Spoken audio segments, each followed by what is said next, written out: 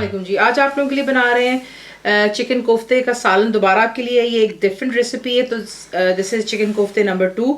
इसके लिए आपको चाहिएगा चिकन का कीमा चाहिए। बीच में आप डालेंगे इसमें ब्रेड के स्लाइसेस, यानी कि डबल रोटी के स्लाइस। मैंने इसे पानी में डाला था, उसके बाद अच्छी तरह पानी जो स्क्वीज कर दिया, तो ये होगी डबल रोटी। यहाँ पर बीच में जाएगा कॉर्नफ्लावर या कॉर्नस्टार, जो भी आप इसको प्रोनाउंस करते हैं।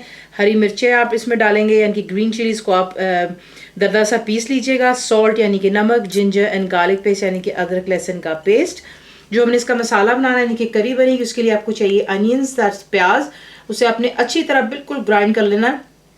तो ये ग्राइंड हुए हुए प्याज, यहाँ पे टमाटोज यानी कि टमाटर भी आपको चाहिए, इसे भी आपने ग्राइंड कर लेना है पेस्ट में। जिंजर एंड गार्लिक पेस्ट आपको यहाँ पर इसके लिए चाहिए होगी। रेड चिली पाउडर यानी कि पिसी हुई लाल मिर्चें। सॉल्ट दैट्स नमक।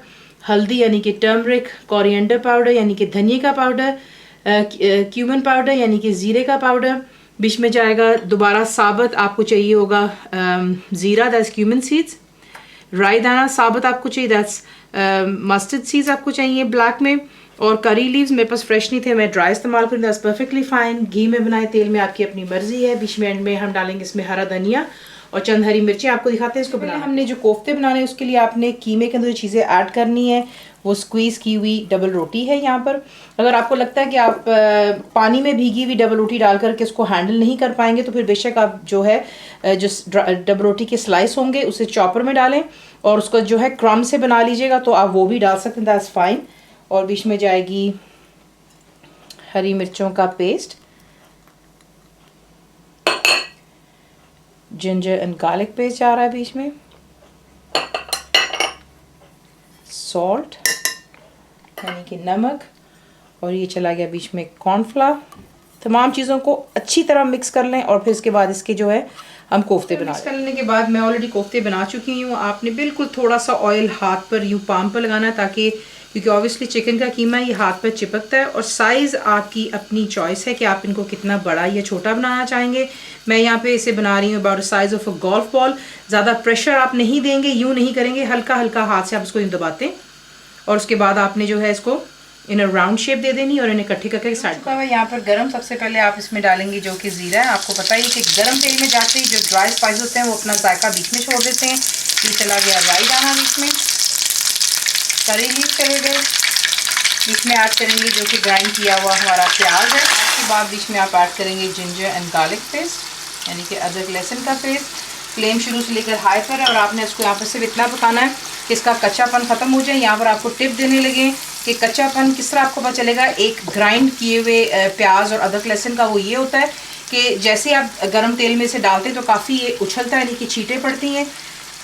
वंस इसका जो बीच में ग्राइंड किया हुआ प्याज और अदरक लहसुन का पानी ड्राई हो जाता है तो ये परफेक्टली जो है आपको नज़र आ जाता है कि जो है इसका कच्चापन ख़त्म हो गया हुआ है। तो सिर्फ इसका जो पानी है अभी आप देख रहे हैं कि ये अभी फ़िलहाल बिल्कुल आपको अलहदा नज़र आ रहा है। जैसे ही ये इसका कच्चापन ख़त्म होगा आप देखेंगे ये खुद ब खुद एकदम से बीच में आना शुरू होगा। अच्छी तरह आपने इसको हाई फ्लेम पर जो है कच्चापन प्याज और अदरक लहसुन का ख़त्म हो गया। उसके बाद यहाँ पर ला करके आप ऐड करेंगे जो कि आपके ग्राइंड किए हुए टमाटोज हैं।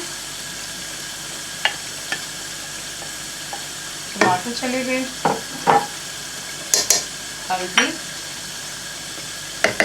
लाल मिर्चों का पाउडर, नमक, ज़ीरा पाउडर, धनिया पाउडर।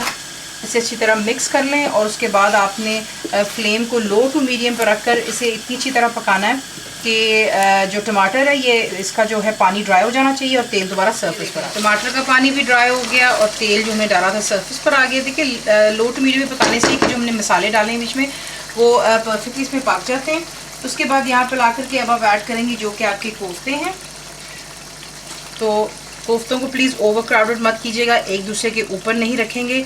आप इन्हें यूँ जो है अलहदा कर करके बीच में पहले डाल लें। कोफ्ते आपने जब बीच में डाल लेने, आपने स्ट्रेट अवे चमचा नहीं लाना। याद रखिएगा कि चिकन के कोफ्ते हैं ये टूट सकते हैं, तो साइड से हैंडल को उठाइएगा। अगर हैंडल नहीं तो देशकी से कपड़े को उठा करके आपने इसको यूँ हिलाना होता है और जो कोफ्ते हैं वो खुद ब खुद ऊपर से नीचे और नीचे से ऊपर हो जाते हैं।